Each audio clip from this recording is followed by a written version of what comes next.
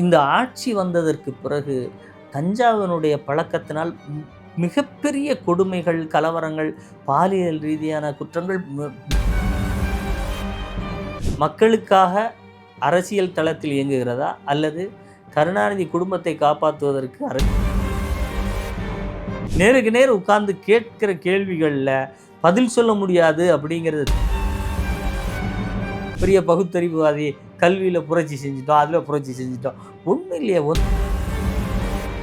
ஸ்டாலின் இப்போ ஒரு விஷயத்தை கண்டுபிடிச்சிருக்காரு. இது போன்ற கஞ்சா புழக்க வழக்கம், போதைப் பொருளுடைய பழக்கத்தை எல்லாம் 2 மாநில அரசும் சேர்ந்த மத்திய அரசும் மாநில அரசும் சேர்ந்து தான் ஒழிக்கணுங்கிறத கண்டுபிடிச்சிருக்காரு. இப்போ நேற்று பேசுகிறாரு, வைகோ கூட போயிருந்து அதையே ஆட்சியின் முடிவில் தான் கண்டுபிடிச்சாங்க. ராஜா வேஷத்திலே இருக்கேன், எனக்கு போர்க்கள காட்சி மட்டும் கொடுத்துறாதீங்கிற மாதிரி.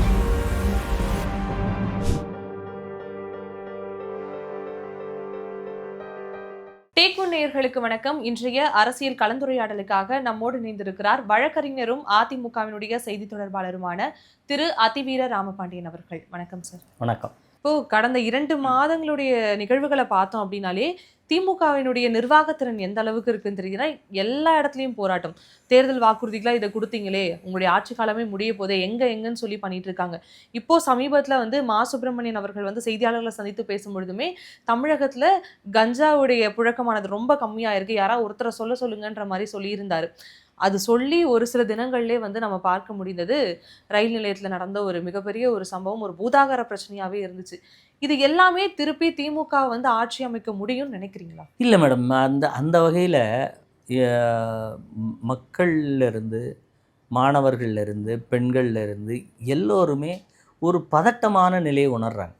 வீட்டை விட்டு வெளியே வந்துட்டு திரும்பி அதே போன்று வீட்டுக்கு செல்ல முடியுமா, எந்தவித வன்முறைக்கும் எந்தவித பாலியல் ரீதியான தொந்தரவுக்கும் ஆட்படாமல் வீட்டுக்கு செல்ல முடியுமா என்பது மிகப்பெரிய சந்தேகமாக இருக்கிறது, குழப்பமாக இருக்குது. இப்போ என்னுடைய அலுவலகத்துக்கு இன்றைக்கு வழக்கமாக ரயிலில் வருகிற 2 ஜூனியர்ஸ் இல்லை ரயிலில் போகிறதுக்கு அந்த வீடியோ பார்த்ததுலேருந்து ஒரு மாதிரி இல்லை டிஸ்டர்ப்டாக இருக்குது, மனதளவில் ஒரு மாதிரி ஏதோ போய் உட்கார்ந்த பக்கத்தில் அந்த நிகழ்வு ஞாபகம் வருது, அதனால் நாங்கள் 2 வீலரில் வந்தோம் அப்படின்னு சொன்னாங்க.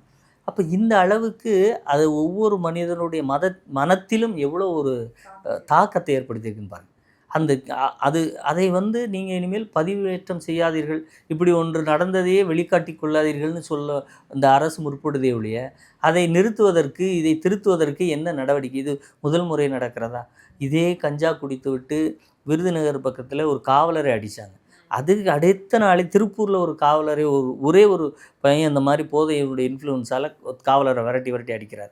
அதே மாதிரி இதே திருத்தணியில் அதற்கு அடுத்த நாள் சேலை வியாபாரி அதே மாதிரி ரயில் நிலையத்தில் பக்கத்தில் போட்டு அடிக்கிறாங்க 4 பேர் போதை ஆசாமிகள். அப்போ இது தொடர்ந்து ஒரு கலாச்சாரம் மாதிரியாக இருக்குது. இப்போ இன்னொரு இடத்துல நம்ம படித்தோம், ஒரு வீட்டு அருகே மது குடித்தவர்களை ஏன் குடித்தேன்னு கேட்டால் அவன் அந்த கேள்வி கேட்டவர்களை கொலை பண்ணுறான், பழைய செய்தி. இப்படி இந்த ஆட்சி வந்ததற்கு பிறகு கஞ்சாவினுடைய பழக்கத்தினால் மிகப்பெரிய கொடுமைகள், கலவரங்கள், பாலியல் ரீதியான குற்றங்கள் மிகப்பெரிய அளவில் இருக்குது. நீங்கள் இது அனைத்திற்கும் போதைப் பொருளுடைய இன்ஃப்ளூயன்ஸ் தான் காரணம். ஆனால் இவர் என்ன சொல்கிறாரு, மா சுப்பிரமணியம், கஞ்சாவே இல்லைன்னு.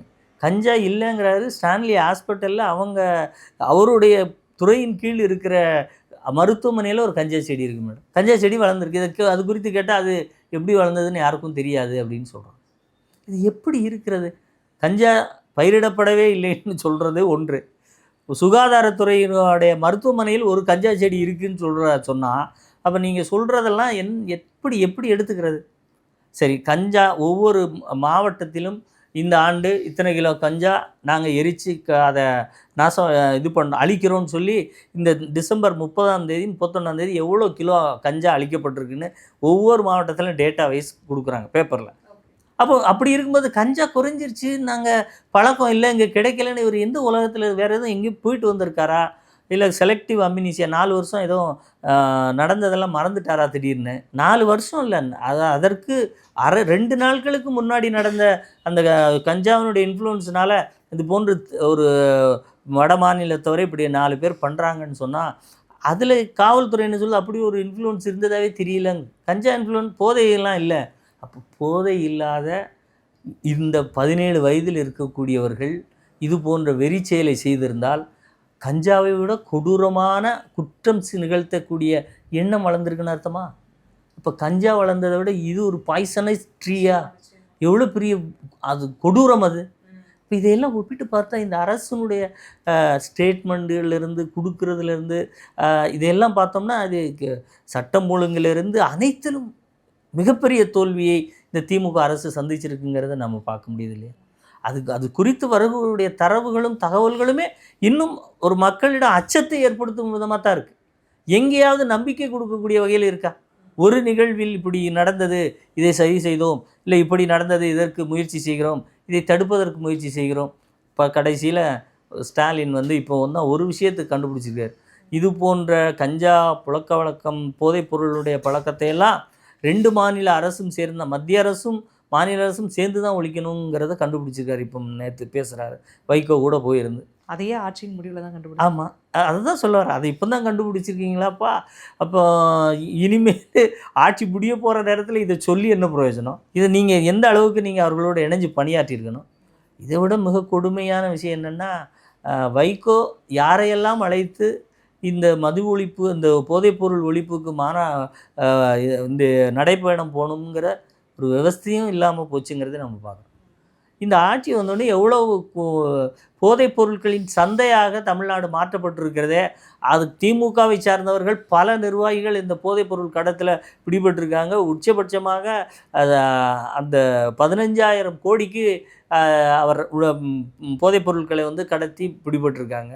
இதெல்லாம் பார்த்துக்கிட்டு அவர் கட்சி தலைவர்களை கூட்டி நாங்கள் போதைப் பொருள் ஒழிப்பு விழிப்புணர்வு நடைப்பயணம் அப்படின்னு சொன்னால் இது மக்கள் ஏற்றுக்கொள்ளும்படியாக இருக்கிறதா? அல்லது திமுகவிற்கு உடன் இருக்கிற கூட்டணி கட்சிகள் மக்களுக்காக அரசியல் தளத்தில் இயங்குகிறதா? அல்லது கருணாநிதி குடும்பத்தை காப்பாற்றுவதற்கு அரசியலில் இயங்குகிறதா என்கின்ற பெரிய சந்தேகம் எழுது இல்லையா? எதற்கெடுத்தாலும் பிஜேபி ஆர்எஸ்எஸ் என்று சொல்லிக்கொண்டு போதைப் பொருளை தமிழகத்திற்குள் நடமாட விட்டிருக்கிறார்கள். இவ்வளோ பெரிய வால்யூமில் நிதி நிர்வாகம் மொத்தமாக சீரழிந்து கிடக்கிறது.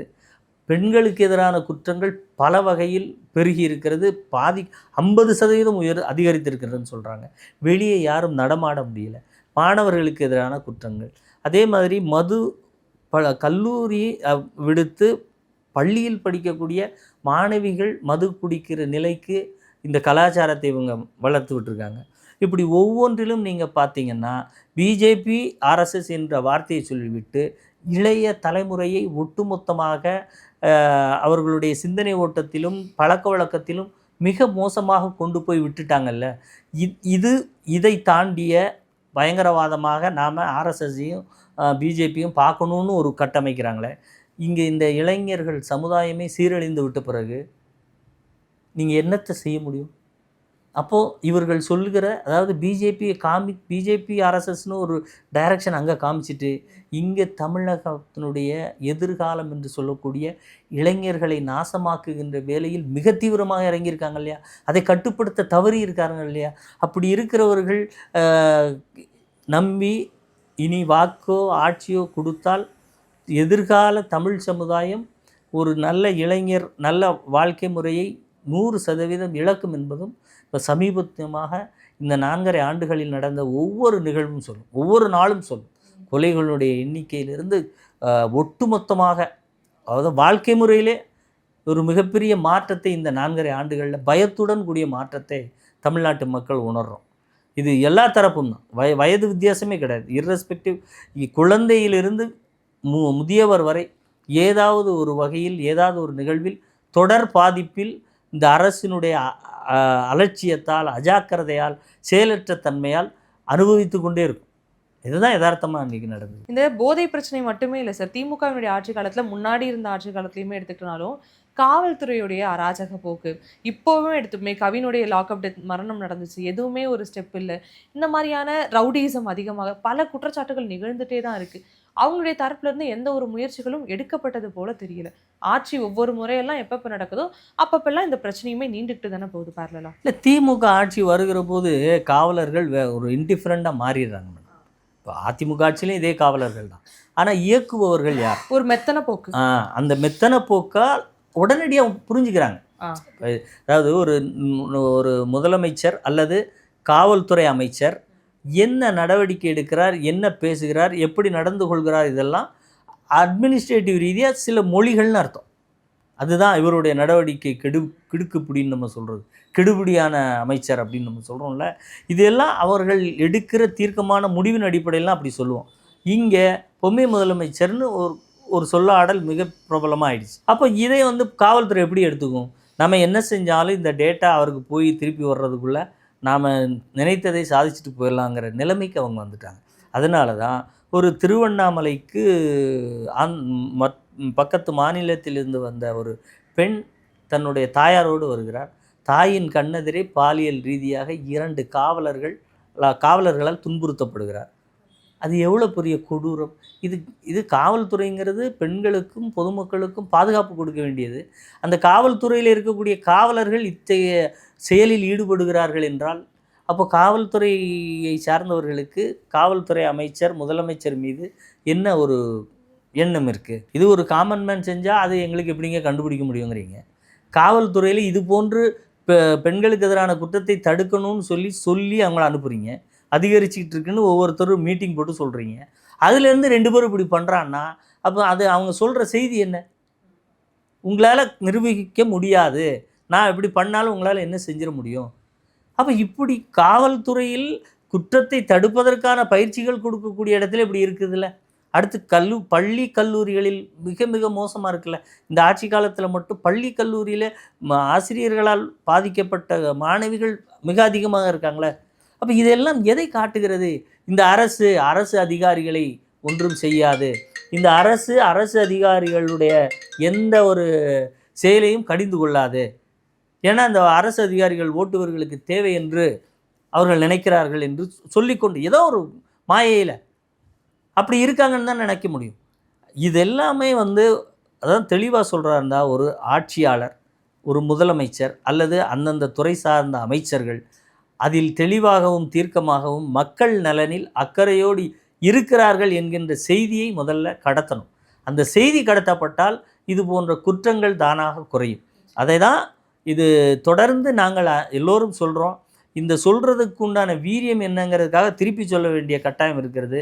அதிமுக ஆட்சிக்கு வருகிற போது சமூக விரோதிகள் பக்கத்து மாநிலங்களுக்கு சென்று விடுவார்கள். திமுக ஆட்சிக்கு வந்தால் மீண்டும் அவர்கள் இங்கு வருவார்கள் என்று புரட்சித் தலைவி அம்மா அவர்கள் சொன்னதைத்தான் நாங்கள் மீண்டும் கோடிட்டு காட்ட வேண்டும். ஏனென்றால் அதிமுக ஆட்சியில் காவல்துறையில் கட்சிக்காரர்களுடைய தலையீடு இருக்காது, வேறு யாருடைய தலையீடும் இருக்காது. சுதந்திரமாக செயல்பட்டு குற்றத்தை பாதிக்கப்பட்டவருக்கு நீதி கிடைக்க வேண்டும் என்பதில் மிக தெளிவாக இருப்போம். அத்தகைய நிலை இந்த ஆட்சியிலும் தெளிவாக்கப்பட்டால் இது போன்ற குற்றம் நிகழ்வுகள் குறையும், போதைப் பொருள் கடத்தல் குறையும். இதோட இன்னும் கொடுமை என்னென்னா இது பாலியல் ரீதியான குற்றங்கள் மட்டும் இல்லை, இந்த போதைப் பொருள் குற்றங்களே காவலர்களே உடந்தையாக இருக்காங்கன்னு சொல்லி நிறைய இடத்துல நம்ம செய்தி பார்க்கணும். அப்போ இது எல்லாத்துக்கும் என்ன காரணம்? நிர்வகிக்கிறவர் சரியாக நிர்வகித்தால் இவர்கள் தெளிவாக இருப்பார்ல. அதனால தான் தொடர்ந்து எதிர்க்கட்சி தலைவர் பொம்மை முதலமைச்சர்னு சொல்கிறது காரணம் தான். இவர் அதே மாதிரி நீங்கள் இதுவரை என்ன திட்டங்கள் நாங்கள் செய்திருக்கிறோம், நீங்கள் செய்திருக்கிறீங்க, வாங்க உட்காந்து பேசுவோம்னு கூப்பிட்றாரு, சவால் விடுறாருல. அந்த சவால் விட்டால் அவர் உடனே ரகுபதிட்டு கொடுத்துட்டு போயிடுறார். ரகுபதி ஐயா அங்கே வாங்க, அவர் அதிமுககாரர் எதிர்க்கட்சி தலைவர் கேள்வி கேட்குறாரு, அவருக்கு நீங்கள் அதிமுகலேருந்து வந்தவர் தான், ஏதாவது பதில் சொல்லி சமாளிங்கன்னு ஒன்று அவர்கிட்ட தள்ளி விட்டுறீங்க. அப்படி இல்லைன்னா உங்கள் சகோதரிகிட்ட சொல்லி, இல்லை முதலமைச்சருக்கு நிறைய வேலை இருக்குது அதனால் இப்போதைக்கு வர முடியாதுன்னு அந்த அம்மா கனிமொழி சொல்லுது.